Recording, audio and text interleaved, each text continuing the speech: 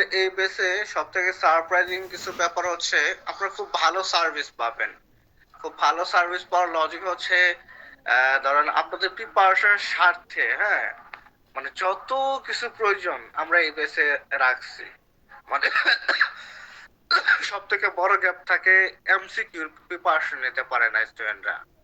আর সেই স্বার্থে আমরা প্রত্যেকটা চ্যাপ্টার ওয়াইজ, মানে একটা চ্যাপ্টার থেকে যতগুলো এমসিকিউ থাকে সকল এমসিকিউ নিয়ে প্রত্যেকটা চ্যাপ্টার ওয়াইজ আমরা পরীক্ষা নিব, যেটা আপনাকে মানে ফাইনাল এমসিকিউ তে ধরেন 20-এর মধ্যে মিনিমাম 18-19 পাইতে সহযোগিতা করবে।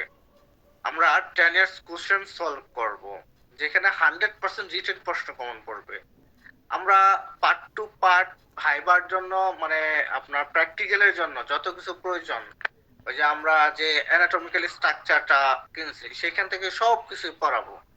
জাস্ট ধৈর্য সহকারে আপনাদের যেটা করতে হবে সেটা হচ্ছে আইসি স্টাডি পয়েন্টের সাথে থাকতে হবে। ইনশাল্লাহ দেখবেন যে খুব ভালো একটা রেজাল্ট ইনশাল্লাহ এখান থেকে আসবে।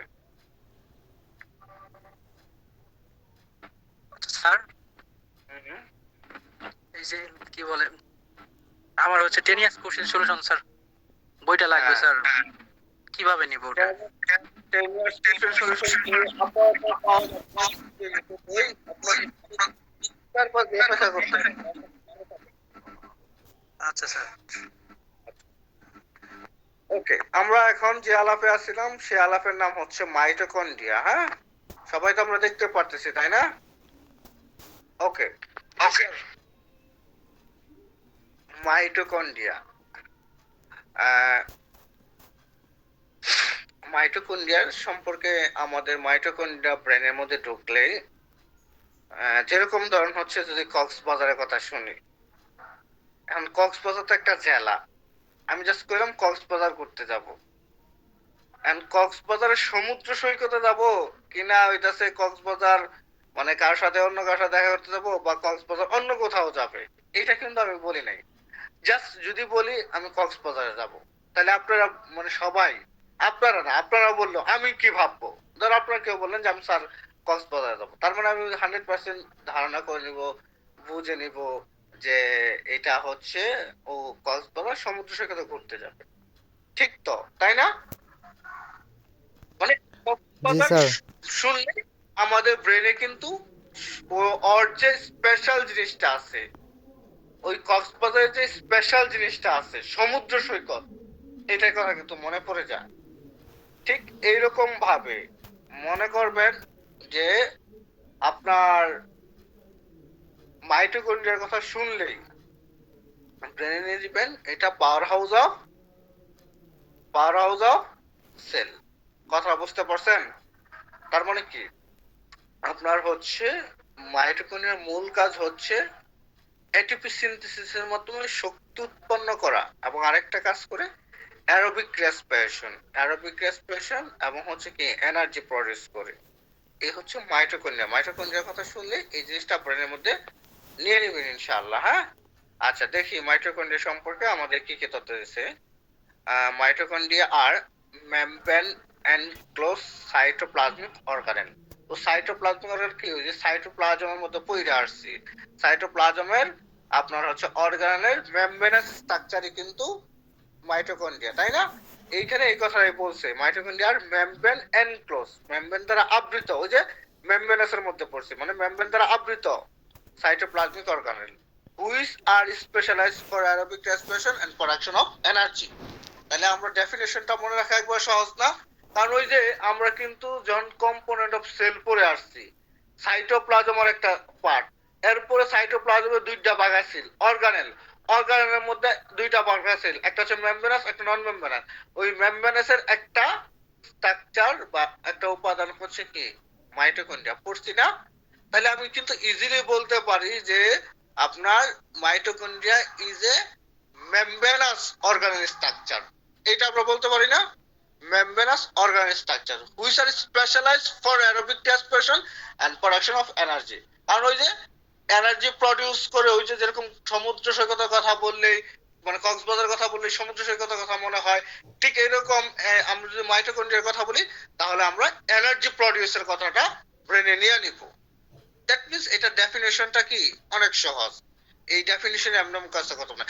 মাইটোকন্ড্রিয়া আর সাইটোপ্লাজম এইভাবে মুখস্থ করতে হবে না, হ্যাঁ? এইভাবে অনেকেই, বিশেষ করে আমার যে বোনগুলো আছে এরা এই যেমন করে সাইটোপ্লাজম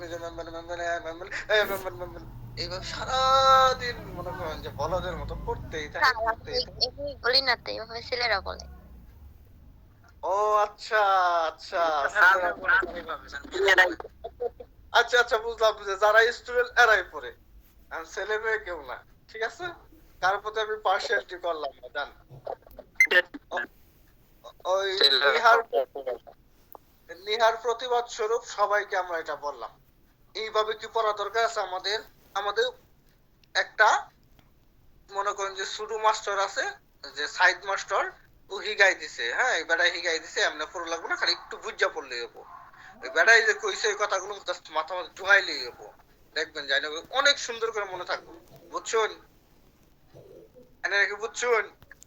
জি স্যার, জি স্যার, বুঝছি।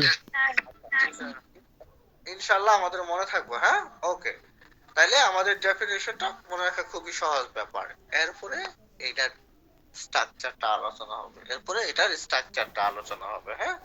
এই ছবিটা যখন আমরা আঁকাবো, ছবিটা যখন আঁকাবো তখন আমরা খুব সহজে স্ট্রাকচারটা আলোচনা করতে পারবো। এই দেখেন, এইটার ওইটাছে ভিতরের মধ্যে এরকম হচ্ছে পেছানো পেছানো আছে, আর উপরে একদম নরম সফট স্মুথ আছে, হ্যাঁ? ভিতরের মধ্যে নরম, মানে ভিতরের মধ্যে পেছানো পেছানো আছে, আর উপরে হচ্ছে আপনার যেরকম বিড়াল হচ্ছে আপনি যদি মনে করেন যে হাতায় দেন, হ্যাঁ, অথবা এই যে বর্তমানে কম্বলের নিচে যে শুয়েছেন কম্বলের উপরে যদি হাত দেন, যেরকম নরম সফট না, ঠিক এইরকম মাইটোকন্ড্রিয়ার উপরের লেয়ারটা হচ্ছে এরকম নরম সফট, আর ভিতরেরটা হচ্ছে পেছানো। তার মানে আমরা তো এতটুকু বুঝতে পারছি মাইটোকন্ড্রিয়ার ডাবল মেমব্রেন, এতটুকু বুঝতে পারছি না? জি স্যার। মাইটোকন্ড্রিয়া ডাবল মেমব্রেন এতটুকু তো বুঝতে পারছি। আচ্ছা, তাহলে আমরা দেখি structure mitochondria have a double membrane, কথাটা আমরা মুখস্থ করে ফেলছি already. Outer membrane is fairly smooth, মানে উপরেরটা খুবই smooth. Inner membrane is highly convoluted, মানে খুব বেশি পেঁচানো, তাই না? আচ্ছা, এরপরে এই পেঁচানোর কারণে ও একটা জিনিস গঠন করে, ফর্মিং ফল্ট, একটা ফল্ট গঠন করে, মানে যখন এটা পেঁচাইলো তখন একটা ফল্ট হয়ে গেল, একটা বাজ হয়ে গেল। ফল্ট মানে কি? একটা বাজ, একটা বাজ হয়ে গেল, ওটাকে বলা হয় ক্রিস্টি, যেটাকে বলা হয় ক্রিস্টি। তাহলে forming fold call cristae, forming fold call cristae. Okay, আচ্ছা, এরপরে the cristae greatly increase surface area inner membrane, এতটুকু প্রয়োজন নাই, এই লাইনটা বাদ, ওই ফর্মিং ফল কল ক্রিস্টি এই পর্যন্ত রাখলেই হবে। এরপর cristae contain many enzyme and other protein molecule, মানে ক্রিস্টির মধ্যে অনেক এনজাইম থাকে এবং কিছু প্রোটিন মলিকুল থাকে which are involve in aerobic respiration and synthesis of ATP. এই প্রশ্ন মুখস্থ হতো, মানে এই যে যে আমাদের আপনার এই ভিতরে ইনার মেমব্রেন যে ফল্ট, হ্যাঁ, ইনার মেমব্রেনটা যে কনভলিউটেড, হাইলি কনভলিউটেড হইলো, এই কনভলিউটেড বলে একটা ফল্ট গঠন করলো, ওর নাম হলো ক্রিস্টি। ওই ক্রিস্টির মধ্যে আপনার হচ্ছে এনজাইম থাকে আবার প্রোটিন থাকে, এই এনজাইম আর প্রোটিনের মূলত aerobic respiration and energy produce করে। কথাটা কি বুঝতে পারছেন? জি স্যার। ওকে, আচ্ছা, তাহলে এরপরে যে আলাপটা, এরপরে আলাপটা হচ্ছে আপনার ফাংশন অফ মাইটোকন্ড্রিয়া। এখানে আর কোনো আলাপ নাই, এরপর আলাপটা হচ্ছে function of mitochondria. Mitochondria function হচ্ছে synthesis of ATP, production of energy, apoptosis. তিনটা লাইন বলবেন, আর কোনো লাইন বা আলাপ কোনো করার দরকার নাই। কথা ক্লিয়ার? শেষ। তাইলে আমাদের মাইটোকন্ড্রিয়ার আলাপ এই পর্যন্তই। এরপরে আমাদের রাইবোজোম জাস্ট হচ্ছে ডেফিনেশনটা জানতে হবে, হুম, বা জানার জন্য জানতে হবে। Ribosome are small electron dense particle found in cytosol. অতএব ওই যে সাইটোপ্লাজমে পইরাইছিলাম, সাইটোপ্লাজমের পার্ট হচ্ছে অর্গানেল, অর্গানেলের নন মেমব্রেনাস একটা পার্ট আছে নাম রাইবোজোম, তাই না? এই রাইবোজোমটা ওই সাইটোপ্লাজমের মধ্যে যে ফ্লুইডটা আছে না, ওর নাম কি? সাইটোসোল। ওই সাইটোসোলের মধ্যে পাওয়া যায়। কথাটা কি বুঝতে পারছেন? এরপরে এটা হচ্ছে আপনার 80টা প্রোটিন এবং 4টা আরএনএ সেগমেন্ট দ্বারা তৈরি হয়, এই পর্যন্ত জানলেই হবে। আচ্ছা, এরপরে আপনার হচ্ছে এন্ডোপ্লাজমিক রেটিকুলাম। জাস্ট দুই ধরনের এন্ডোপ্লাজমিক রেটিকুলাম আছে, rough endoplasmic reticulum, smooth endoplasmic reticulum, এই পর্যন্ত জানলেই হবে। ঠিক আছে। আচ্ছা, সংজ্ঞাটাও কি এর লাগবে এন্ডোপ্লাজমিক রেটিকুলামের? সংজ্ঞা লাগবে না, এই পর্যন্ত জানলেই হবে। এরপরে আমাদের জানতে হবে লাইসোসোম সম্পর্কে। হ্যাঁ, লাইসোসোম হচ্ছে আপনার খুব গুরুত্বপূর্ণ ডেফিনেশনটা। Lysosome are membrane limited vesicle formed by Golgi apparatus. They are contain about 40 enzyme. অর্থাৎ লাইসোসোমের মধ্যে প্রায় 40টা এনজাইম থাকে, এন্ড ফাংশনটাও খুব গুরুত্বপূর্ণ। লাইসোসোমের ফাংশনটা খুবই গুরুত্বপূর্ণ। মানে আমাদের হিউম্যান বডির মধ্যে যত ফরেন বডি অ্যাটাক করে, হ্যাঁ, ফরেন বডি ঢুকে, মানে মাইক্রোবস, মনে কোনো একটা ব্যাকটেরিয়া, ভাইরাস, ফাঙ্গাস, এগুলো যে ঢুকে, এগুলোকে খায়া ফেলা, ধ্বংস করা, নষ্ট করা লাইসোসোমের কাজ। ঠিক আছে। এরপর হচ্ছে সাইটোস্কেলেটন। সাইটোস্কেলেটনের জাস্ট 3টা টাইপ আছে, এই পর্যন্ত জানলেই হবে, বাকি কিছুই জানতে হবে না। যেটা হচ্ছে মাইক্রোটিউবাস, মাইক্রোফিলামেন্ট, ইন্টারমিডিয়েট ফিলামেন্ট। ঠিক আছে। আচ্ছা, এরপর হচ্ছে নিউক্লিয়াস। নিউক্লিয়াস সম্পর্কে তো আমরা জানি, ও হচ্ছে রাজা। সেলের যে পার্টগুলো আছে, সেলের পার্টের মূল রাজা হচ্ছে নিউক্লিয়াস। তার মানে কি, nucleus is the most prominent and largest cellular component. And খুব গুরুত্বপূর্ণ আরেকটা পয়েন্ট হচ্ছে which is the common centre of cell. Which is the common centre of cell. And আমাদের হিউম্যান বডির সকল সেলেই নিউক্লিয়াস থাকে, শুধু আরবিসি আর প্লাটিলেটে নিউক্লিয়াসটা থাকে না। আরবিসি আর প্লাটিলেটে নিউক্লিয়াস থাকে না, এই জন্যই বলছে it present in all cell in the body except RBC.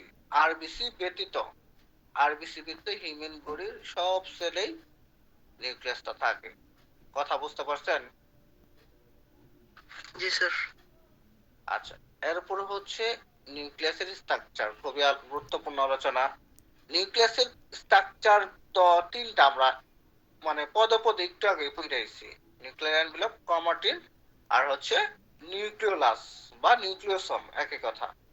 এটা তো আমরা পড়ে আসছি, তাই না? নিউক্লিওলাস, ক্রোমাটিন আর নিউক্লিয়ার এনভেলপ, এটা আমরা পড়ে আসছি না? আচ্ছা, জি স্যার। এখন নিউক্লিয়ার এনভেলপ সম্পর্কে একটু জানতে হবে, মানে ওই পর্দাটা সম্পর্কে। It is a double layer membrane which form a selectively permeable barrier between the nuclear and cytoplasmic compartment. এই পর্যন্ত জানলেই হবে। এরপর ক্রোমাটিন সম্পর্কে জানতে হবে। It is a thread like material made up of DNA. Just এই পর্যন্ত জানলেই হবে। আর একটু জানতে হবে, there are two type of chromatin, heterochromatin, euchromatin। শেষ। আর নিউক্লিওলাস সম্পর্কে জানতে হবে যে it is generally spherical, highly basophilic, এই পর্যন্ত জানলে হবে।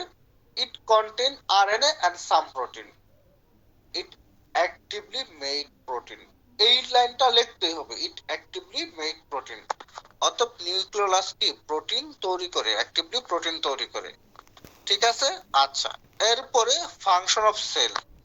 ফাংশন অফ সেলটা আমাদের জানতে হবে।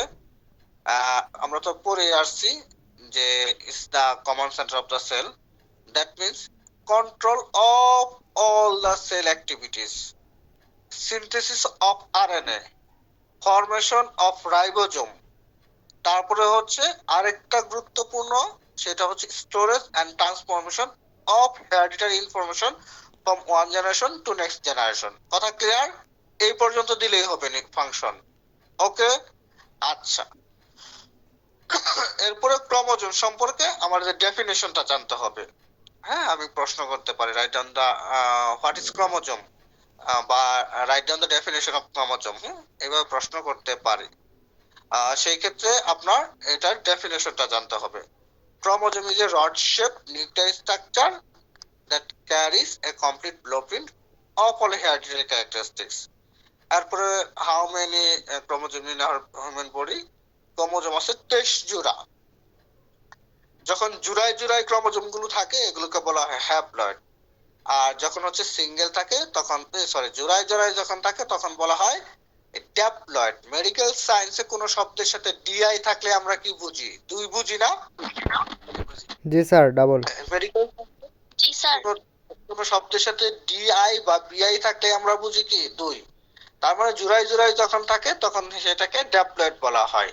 ঠিক আছে, ক্রোমোজোম গুলো জোড়ায় জোড়ায় থাকলে সেগুলোকে ড্যাপ্লয়েড। মোট 23 জোড়া ক্রোমোজোমের মধ্যে সোমাটিক সেল হচ্ছে 22 জোড়া, আর জার্ম সেল বা সেক্স সেল হচ্ছে 1 জোড়া। সেক্স সেল গুলো মূলত হচ্ছে প্রজনন সেল, যেগুলো প্রজননের সাথে জড়িত। আর বাকি যত সেল আছে সেগুলো আমাদের বডি বিল্ড আপ বা গ্রোয়িং এর সাথে জড়িত, ওগুলোকে বলা হয় সোমাটিক সেল। সোমাটিক সেল গুলো জোড়ায় জোড়ায় থাকে, এই জন্য ওগুলো ড্যাপ্লয়েড। আর মিওসিস মানে সোমাটিক আর আছে মিওসিস, এই মিওসিস সেল বা জার্ম সেল বা সেক্স সেল গুলো সিঙ্গেল সিঙ্গেল থাকে, এই জন্য এগুলো হচ্ছে হ্যাপ্লয়েড। কথা কি বুঝতে পারছেন? আচ্ছা, স্যার। আপনাদের আরেকটা মজার ইনফরমেশন শোনাই। এই ধরেন মানে জেনেটিক্যালি সায়েন্সিফিক বৈজ্ঞানিক ভাবে ধরেন হচ্ছে একটা মেয়েরে জিজ্ঞাসা করবেন যে তোমার প্রিয় কে, তোমার বাবা না তোমার মা? সে বলবে যে দুইজনই। তারপরে যদি আপনি একজন অপশন দিতে বলেন তাহলে সে বলবে তার বাবা। ঠিক না? জি স্যার। আর অপর জি অপর স্যার। পক্ষে অপর পক্ষে যদি ছেলেদের জিজ্ঞাসা করেন তাহলে সে বলবে তার মা। মানে দুইজনকেই, বাট 19-20 করতে বলে বা একটু বেশি করতে বললে ছেলেরা মায়ের পক্ষে যাবে। এটাই কিন্তু মানে চিরচিরায়ত বা স্বাভাবিক একটা নিয়ম।